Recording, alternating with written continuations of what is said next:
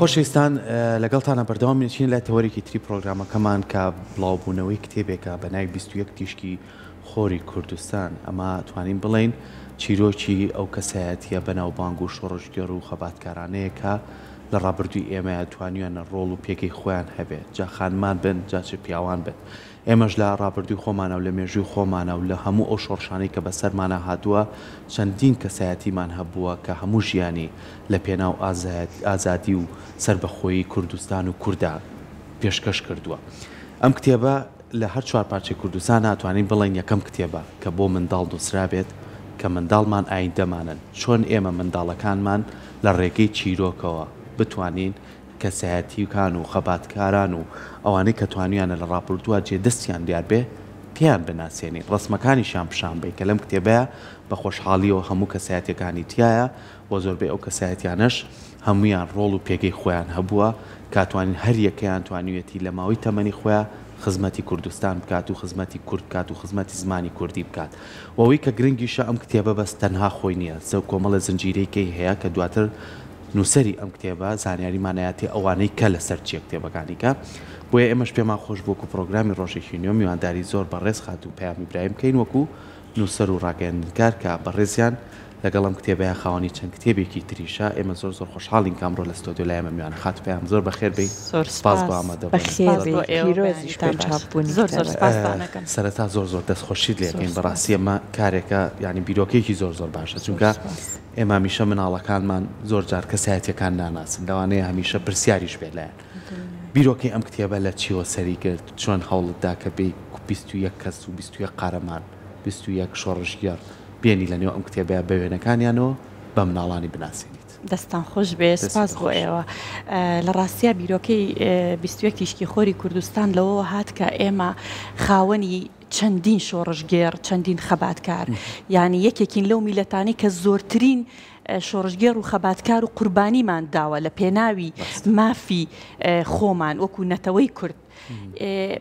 بۆچی نین ئەم کەسایەتیانەی خۆمان بنرخێنین، بۆچی نین ئەم کەسایەتیانەی خۆمان ڕێز لێ بگرین، بۆچی بەنەوەی ئایندەی نەناسێنین. ینی ئێمە هەمیشە گلەی لە جیلی تازاکەین ئەڵێن ئینتیماینی و وڵاتی خۆش نایە و ئاوایە و ناڕازیە. ئێمە خۆمان چیمان کردو بۆی کە وڵاتیان خۆش بێ، کەسایەتەکانی خۆمانیان خۆش بێ؟ هەمیشە ئیشکردن لەسەر منداڵ و لەسەر نەوجەوانان و لەسەرنەوەی داهاتوو ئیشکردنە بۆ ئایندەی وڵاتەکەت. منیش لەم سۆنگەیەوە بیرم کردەوە، سەیرم کرد کە با بڵێن هیچ ئیشێک لەم بوارەیە نەکراوە بۆ کەسایەتی کوردیەکان. هەر ئەوەیە مێژوویەکی وشک و تۆزێ بێزارکەرە لە قوتابخانەکانە ئەخوێندرێ زۆر جار بە ساڵەوە ساڵی ئەمەنە ینی بێزار بوون. خۆمان بۆ قۆناغانەیە تێپەڕیوین، زانیاریەکی واژ نییە با بڵێن لە زەهنیەتمانە بمێنێتەوە. من هاتم لە ڕێگەی ئەو کتێبەوە کە ناوم نا 21 تیشک، ئەوە ئەخەمە زهنی مناڵەوە کە ئەمانە تیشکن ڕووناکین بۆ ڕووناکی بوون و ڕووناکین هەتا دنیایە بۆ میلەتی کورد. لە ڕێی کورتە چیرۆکەوە هەم بە زمانێکی سادە هەم بۆ ئەو زانیاریم داوە، هەم مێژوەکەشم وەکو خۆی گێڕاوەتەوە بۆ ئەوەی کە مناڵانی خۆمان ئەم کەسایەتیانە بناسن، بزانن چۆن ژیانیان کردووە، چۆن خەباتیان کردووە، چۆن ژیاون. بێگومان هەر قۆناغێک لە کەسایەتی ئەو ئازیزانە بگری بەشێک یعنی مرۆڤ هەمووی بۆ خۆی قۆناغێکی لە ژیانی نای قۆناغی مناڵیە. هیچ کەسێک لەو کەسایەتیانە بە بێ مناڵی تێی نەپەڕانەوە، مناڵی ئەمانی زۆر جیاواز بووە. یعنی من کاتێ سێرچم کرد ئێستا تەواو لەو فەلسەفەیە تێ ئەگەم کە مناڵ لە مناڵیە بەهرەکانی دەرەکەوێ، لە مناڵیە بەهرەکانی دەرەکەوێ. کەسایەتیەکان هەمویان لە مناڵیە کەسایەتی زۆر ناوازە بوون، لە مناڵیە جۆرێک لە جیاوازیان لەگەڵ کەسی ئاساییە هەبووە. هەر بە نمونە کاتێک سێرچم کرد بۆ ژیاننامەی مام جەلال بەڕەحمەت بێ، بۆم دەرکەوت کە لە مناڵیە لە قۆناغێکی زۆر بچووکی مناڵیە و تاری خوێندوتەوە لە قوتابخانە، با بڵێن پێشڕەوی کردووە، بیرۆکەی ڕۆژنامەی داناوە. ینی کاتێ ئەگەڕێی سەرسامە بی ئەمان لە مناڵیە چۆن بوون. ئەمە وانەیەکمانەیەتێ لەوەی کە ئێمە ئەبێت لەسەر مناڵەکانمان ئیش بکەین، جیاوازەکان جیا بکەینەوە و ئەم جیاوازیانی ئەو کەسایەتی ئازیزانی خۆشمان بە مناڵانی خۆمان بناسین بووی لە مێشکیان ئەبمێنێت، چکە هەموو شتێک لە مناڵیە ئەگەر ئێستا بیر بکەینەوە شتی مناڵیمان زۆر بیرە لەوە چشتی دوێنێ و پێرێمان بیر نەبێ. ڕاستە کەسایەتیەکان لەگەڵ سەحەرەوەی سەرنجی من ڕایکێشا بڕبوورە لەگەڵەوەی کە هیچ ئەلم کەسایەتیانە بە بێجیاوازی لە هەر چوار پارچەی کوردستانەتی ئەو خانمە شۆڕژگەڕانەی کە لە باکووری کوردستان ئەوانیش توانیویانە یاخود کۆمەڵێک خانممان هەیە کە لە ئانوساتی خۆیان لەوانەیە بارودۆخەکە هەر زۆر زەحمەت بوو بێت یاخود کەشتیگەی شوای لەبارنەوەی بەڵام ئەو هەر نەوەستاوە ئیتر بە شۆڕشی شاخ بێت بە شۆڕشێک بێت کە قەڵەم بێت لە ناو شارە ئەمانە چۆن تۆ زانیاری و لەسەر بەڵێ ئەوەی جێی دڵخۆشیم بوو کە گەڕام بە مێژووی 100 ساڵی کووردا ئەوم بۆ دەرکەوت کە لە کۆی 21 تیشکەکە 21 کەسایەتیەکە 8 دانە ژنمان هەیە ژنی سەرکردە بۆ 100 ساڵ لەمەوە پێش بیر بکەرەوە ینی بۆ ئێستا ئەها هەندێک ئەی بەونا ئەم جۆرە لە قسە هەیە بۆ ئەو کاتە ئێمە ئەو کەسایەت ئەو ژنە شۆڕژگەڕانەمان هەبوو کە سەرکردە بوون سەرکردایەتیان کردووە میهرەبانانە مامەڵەیان کردووە لە سەردەستی ئەوانە ئاشتی بەرقەرار بووە زۆربەیانم لە هەر چوار پارچەی کوردستانە هەمویان نییە چکە زۆر زیاترمان هەیە لەوە زۆر زیاترمان هەیە لەوە بەڵام من 21 دانیانم هەڵبژات ژنی خەباتکار ژنی شۆڕژگێر ژنی سەرکردە و لە هەر چوار پارچەی کوردستان هەمان بووە ئەمە پێویستە نەوەی ئایندە بیزانێت پێویستە مناڵان و نەوجوانانی ئێمە بیزانن من هەر بۆ قۆناغبەندی کتێبەکەش قۆناغێکم داناوە 9 بۆ 18 ساڵم داناوە بەڵام خۆش بەختانە دوێنێ پێرێ لە کتێبخانەیەکەوە وتیان کە نردومانە بۆ زانکۆ بۆ ئەوەی ئەو تەلەبانە جاریوایەن داوای توێژینەوە ئەواکەن لەسەر کەسایەتیەکان کتێبی قەبارە گەورەیانەینی ئاجیانەکە بەس ئەمە کورت و پوخت و پڕ زانیاری و ئەوانی عنی هەستەکەم ئەگەر گەورەش ئەی خوێنێتەوە چێژی لێ ئەبینێ دەستەکانی خۆش بێ جاوتت 8 خاتونە و ئەبێ بە 11 پیاو بەڵێ بەڵێ باشە مام جەلالە کێتر کەسایەتەکان ئەوەنەی کە لە بیرت قازی محەممەدا شێخ سعیدی پیرانە مام جەلالە بە ڕەحمەت بن هەمویان شێخ محمودی حەفیدا ئەوانەی کە لە بیرم بێ خانی لە بزێڕینە موسا عنتەرە موسا عنتەر یعنی موسا عنتەر ئەبێ مناڵانی کورد هەمووی بیناسن بزانن چی کردو چۆن خەباتی کردو زۆری گەورەکانیش نایناسن بەداخەوە یعنی دەم خۆش ئەو قسێ گەورەکانی خۆشمان نایناسن بزانە بڕۆ موسا عنتەر چی کردو چۆن خەباتی کردووە بە هەمان شێوە مەسوورە خانمە مارگرێتە خانمێکی وەکو مارگرێتمان هەبووە لە تەمەنێکی گەنجی جوان چۆتە شاخ خەباتی کردووە بەڕاستی ئەمانە زۆر گرنگنی ینی من کاتێ بیرۆکەکەم بۆ هات منیش وەکو هەر کەسێکی ئاسایی لەم ژیان نامانە تێنە ئەگەشتم کاتێک کە بەدوادا چۆنم بۆ کرد بەڕاستی حیفەکەین ئێمە ڕێز لەو کەسایەتیانی خۆمان نەگرین باشە لە پێشەکێکەش هاوتم تەنها ئەم کتێبە و ئەم 21 کەسایەتێنە بەڵکو تۆ درێژایی بەم ئەڵلقەی کتێبانە هەوڵەی کە کۆمەڵێک لەو کەسایەتیانە بێنی بۆ نمونە لەم شارەیە بۆ نمونە خزمە یەکێ لەوانە کەریمی عەلاکە بازرگانێکی مەسیحی بەنبانێ بەس بۆ مناڵی باسکەی سێری کە لە ڕابردووە جیاوازی نەبووە لە نێوان دینەکانە مەسیحی بۆ مزگەوتی بۆ مسلمانەکان ئەمانە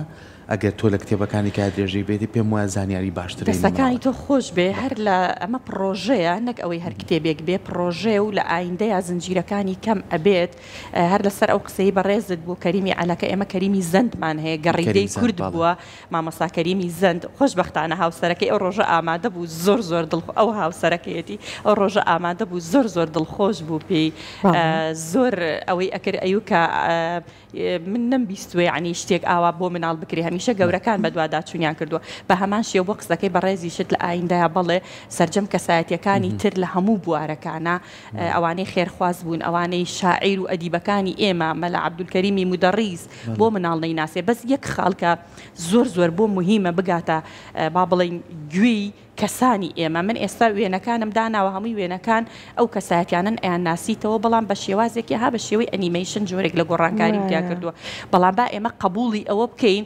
کەسایەتیەکانمان لە شێوەی کاریکاتێرا بێ ئەمە هیچ عیبەیتیان نییە من بۆ خۆم ئەمەوێ من ژیان نامەکەی باس دەکەم بۆی سەرنجی مناڵی پێڕابکێشم لەمەیان تۆزێ نەمتوانی بۆم قورس بوو هەشتەکە تازە بوو نەمتوانی بەڵام لە ئایندەیە ئەگەر قبول بکرێ پێم خۆشە وەکو وڵاتانی دنیا سەرۆکەکانیانەکرێ بە کاریکاتێر هە لە شێوەیەک بووی منە سەرنجی مناڵ ڕابکێشێ بەس ئێستا من وام کردو وێنەکە خۆی هەر وێنێکی ئاساییە با بڵین لە شێوەی ئەنیمەیشنایە ڕەنگا و ڕەنگیشە سەرنجڕاکێشە بۆ مناڵ بەڵام ئەگەر گۆڕانکاری تیا بکەین لەواچێ زیاتر بگا بە مناڵ خۆی هەر ئێستا سەیری ئەەکەم بە قسەکی خۆ دوێنەکانی شەر جیاوازی هەیە و ئەوەی کە بوون من لاپەڕەکان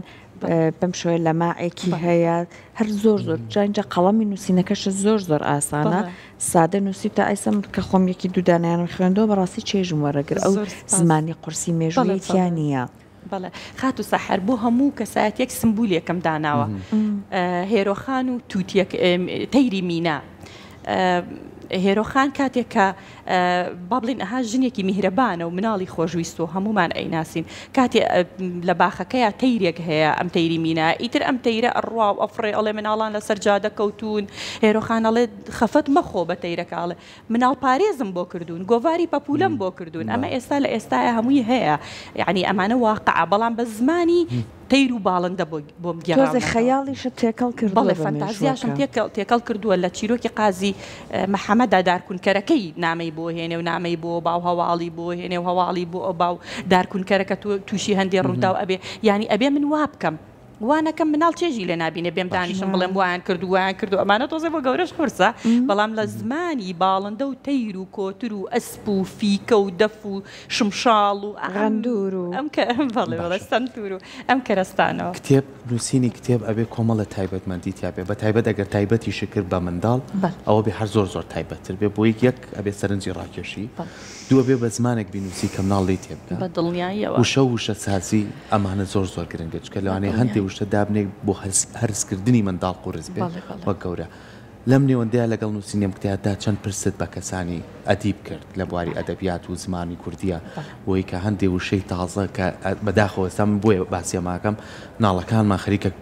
کوردیان بیرەچێتەوە بەس ئەم خوێندنەوەی چیرۆکانە وای لێکە هەندێک وشە پرسیاری لا دروستکە دایکەمە بە مەستی چیان وشەیە یان باسی بە زمانی تێرێک تۆ قسەی لەگەڵەکەی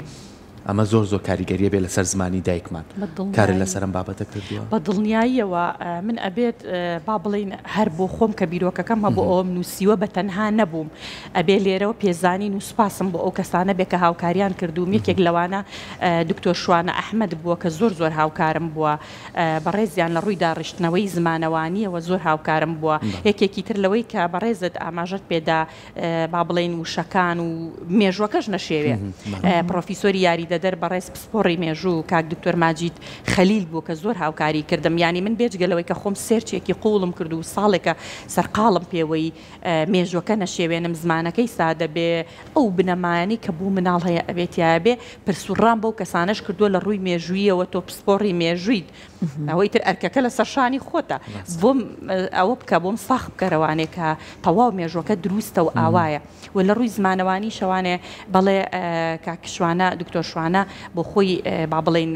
داڕشتنەوەی زمانەوانیەکەی بۆ کردووم ئەوەی کە زۆر جێی خەمە لە ئێستایەکە ئەم جیلە تازەیە کوردیەکەیان باش نییە ینی دایک و باوکەکان شانازیەکەن ئەی مناڵەکەم ئینگلیزی بە ئاشە و بە ئینگلیزی قساکە با قسە بکە ئینگلیزینا 5 زمان قسە بکە بەڵام زمانی دایک نابێت ئێمال بکرێت زمانی دایک ئەبێ لە سنتەرا بێ ئەبێ شانازی پێوە بکەیت ئەوە شوناسی تۆیە ئەوە با بڵێن ناسنامەی تۆیە ئەگەر شانازی پێوەنەکەی هەمیشە هەست بە کەمی بکەی کوردی و پێکەم بێ ئەمە حاڵەتێکی دەرونی خراپە بۆ دروستەکە بۆیە من زۆر لە ڕووی زمانەوانیشەوە ئیشم لەسەر کردووە بۆ ئەوەی کە هەندێ وشەم هەر خۆم بە ئەنقەستێ کردووە بۆ ئەوەی کە مناڵ بپرسێ بزانێ یعنی ئەبێ ئێمە لە بابەتەکانمان هەمیشە پرسیار لای مناڵ دروست بکەین کاتێک کە نەمانتوانی پرسیار دروست بکەین یعنی بابەتەکە نەگەیشت وێنانەش هەندێکی هەر لە ناو شاری سلێمانیە لەسەر شەقامەکان هەیە ینی لە دەستپێکی شەقامی مەولەویە ئێستا بەوەی نۆژەنکردنەوە وێنەی قازی مەحەمەو هەیە ینی لەوانێت زۆر بێ ئەو تەمەنانە پرسیارکەن بڵێ ئەم چێم کەسایەتە بەس کە تو هاتی لە کتێبێکا بۆ باس کرد ئەزانێ کە چی کردوم دێتە بەردەمی سەرا ڕسمی شە مەحمۆ بینێ لێرا باسی شە مەحمۆکە ینی ئەمە پرسیار دروستەکە ینی ئەمە چێە ئەمە بۆ تۆ ڕوونەکان ئێمە هیوادارین ئەمە ببیتە پرۆسی ناو پەروەردە ینی لە ناو پەروەردەیە بتوان لە ناو خوێندنگاکانە ئەم کتێبە بوونی هەبێ ینی مناڵ بتوانێت بیخوێنێتەوە هەوڵێکی واداوە وەڵا پێشنیاریان کردو کاتێک کە کتێبەکە بڵاو بۆ خۆشبەختانە لە دوای 1 هەفتە لە بڵاوبوونەوەی لە کوردستانە لە ئەوروپا داوایان کرد کە وتیان بۆ مناڵانی ئەوروپا زۆر کوردانی ئەوروپا زۆر پێویستەوە زۆر ضرورە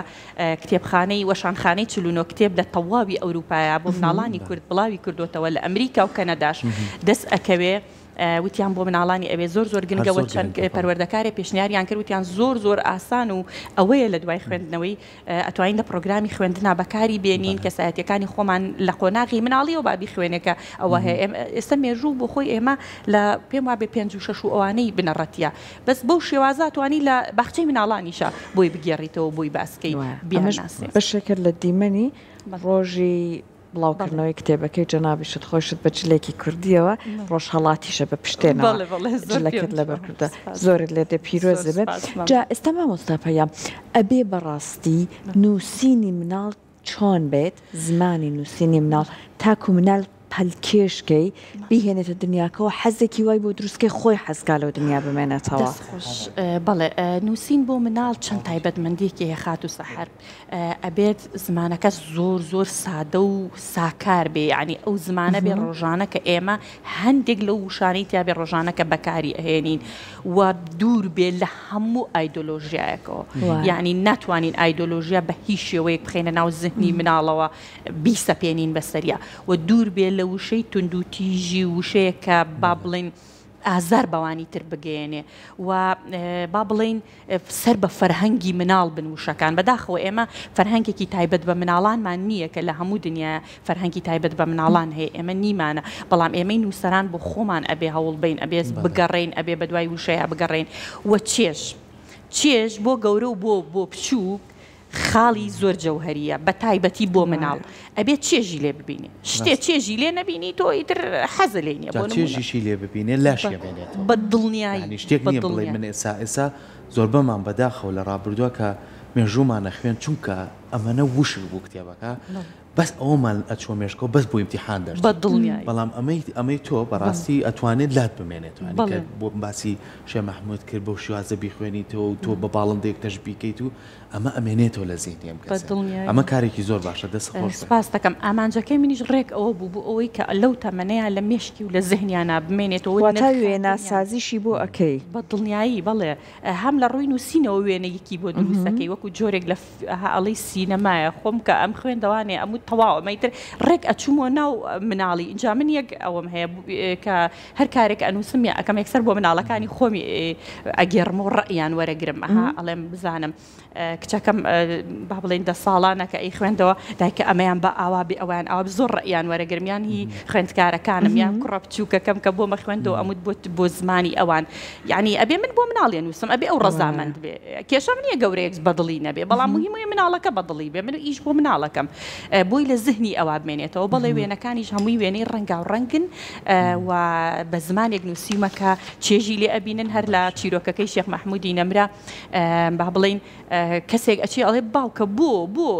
کچێکە ناوی ژین دۆستە نەمری عنی چی بۆچی ئەبێ نەمر بێ بۆ نەمروایە ئەڵێ باڵندەیەک هەیە ئەو باڵندەیە لە ئەشکەوتی جاسەنەیە بەسەر سەری هەر کەسێک بنیشێتەوە و کەسە نەمرە کاتی باوکەکە و کچەکە ئەچن باڵندەکە بینن بەسەر سەری شێخ مەحموودەوە ئیتر لێەوە گفت و گۆ دروستە بێ و شێخ مەحموود بەهۆی باڵندەکەەوە کە باڵندەکە لە سەرسەری نیشتۆتەوە و هەموو خەڵک چەپڵی بۆ لێن تۆ سەرۆکی با بڵێن کوردستانی و پاشای کوردستانی یعنی لە ڕێی ئەم جۆرە لە تەیر و لە باڵندەوە مناڵ هەزمی ئەکا پێی خۆشە و ئەمێنێتەوانێ لە دەستەکانی خۆش سپاس بۆ ئەو هەوڵە جوانانە پرسیاری خۆم پێم خۆش بوو گەر خاتو پێیام ئەم کتێبە هەندێک لە خوێندنکاکانمان هەیە بۆ ئەو خوشکوبرایانەمانن کە لە پارچەکانی ترۆ هاتون لێرە نیشتەجێ بوون ئەگەر بتوانی بیگەینیتە دەست ئەوان بۆ ئەوانی زۆر گرنگە بەڕاستی زۆر یعنی ئەها جێی خەممە لە ڕۆژهڵاتەوە زۆر داوای ئەەکەن بەڵام ئەها جۆرێ لە سانسۆر هەیە لەوێ و لە با بڵێن بەشەکانی تر لە تورکیا ئەگینا من ویستم هەر بە پۆست بینێرم کتێبەکە بۆ ئەوە وتیان ناگات و ناتوانی و فشاری دێتە سەر و ناگا بەدەستمان بە فایل ناردم لەوێ بۆ خۆیان لە ئەوروپا چاپی بکەن من لە خزمەتی هەر چوار پارچەی کوردستانم و زۆر پێم خۆشەکە بگات بەڵام بە شێوازەکەی ئیتر ئەوەش ئەبێ شێوازێکی بۆ ئەوانەشی کە ئێستا لە کەمپەکانان من حەزەکەم چکە بەڕاستی ئەمانە چونکە هەمووی کەسایەتین هەموو مەفروزە هەمووی بیناسە بە تایبەتی بۆ منداڵ زۆر گرنگە دەستخۆشە بیرۆکەی ئەو کەمپە زۆر جوان هیوادارم کە بیکەیت دەستەکانی خۆش سەرکەوتوبی خاتونێکی زۆر چالاک ماشەڵڵا چاوەڕی کتێبەکانی کات جامە ماشەڵڵا حوتم کتێبێتی چاپی کردەوە زنجیرەی ئەم کتێبانە بۆ کەسایەتی ئینشەڵڵا بە دوای ئەمەشەوە هەر ئەمە دەستی سوکەمە بە دوای ئەمە زۆر زووتری زەمانە چاپەکە